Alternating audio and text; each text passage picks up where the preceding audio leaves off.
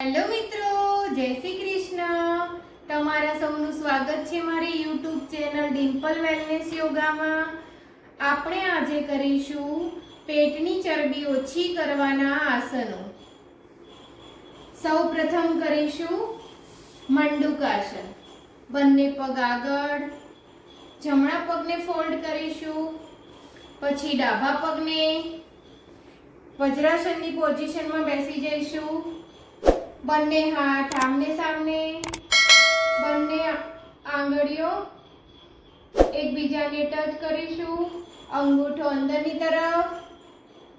બંને હાથને નાભીની આજુબાજુમાં મૂકી દઈશું અને શ્વાસ ભરતા શ્વાસ છોડતા છોડતા નીચે આવીશું। કરીશું મંડુકાસન।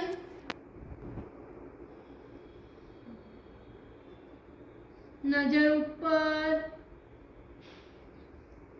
મંડુકાસન કરવાથી ડાયાબિટીસમાં ઘણી રાહત થાય છે। આ અભ્યાસ 3 થી 4 વાર કરવો। રિલેક્સ। હવે કરીશું પવન મુક્તાસન। તો આસનમાં પીઠના બળે સૂઈ જઈશું। પીઠના બળે સૂઈ જઈશું।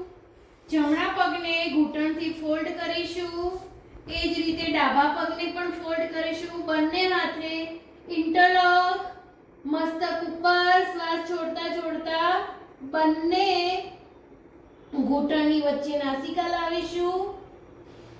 કરીશું પવન મુક્તાસન।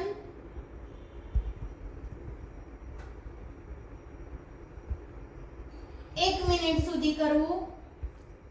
રિલેક્સ।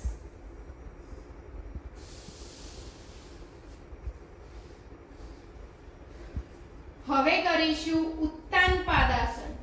પેટની ચરબી ઘટાડતું ઉત્તાન પાદાસન। નાભિને બેલેન્સ બનાવતું આસન, પેટની ચરબી ઓછી કરતું આસન ઉત્તાન પાદાસન। બંને પગને ઉઠાવીશું, 30 ડિગ્રી સુધી લાવીશું અને હોલ્ડ કરીશું। બંને હાથને કમરની સાઈડમાં મૂકીશું, હથેળી ઉલટી, નાભી ઉપર વાઇબ્રેશન આવે, એનાથી પેટની ચરબી ઓછી થાય છે।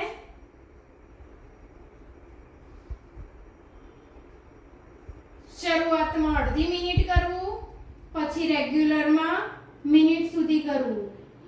રિલેક્સ।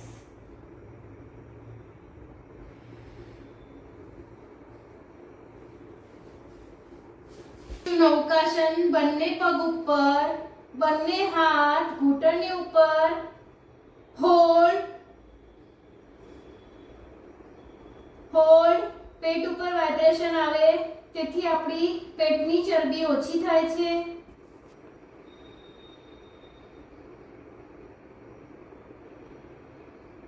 એક મિનિટ સુધી કરવું। રિલેક્સ। ફરી આસનમાં સૂઈ જઈશું। પાંચમું આસન છે સેતુબંધ આસન। બંને પગને શિવનાડી સુધી લાવી દઈશું। બંને પગની પિંડલી પકડો। બંને પગને પિંડલી પકડી શોલ્ડરથી અપ થવાનું। સેતુબંધ આસન, બ્રીઝ પોઝ।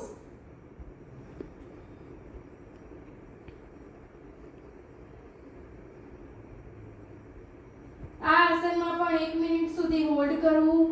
આમાં અપ ડાઉન પણ કરી શકાય છે। આ રીતે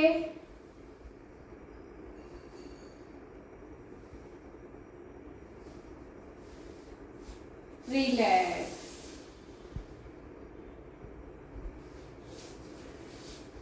આ હતા આપણા 5 આસન પેટની ચરબી ઓછી કરવાના। જો તમારે પેટની ચરબી ઓછી કરવી હોય તો આ 5 આસન રેગ્યુલર કરવા જોઈએ।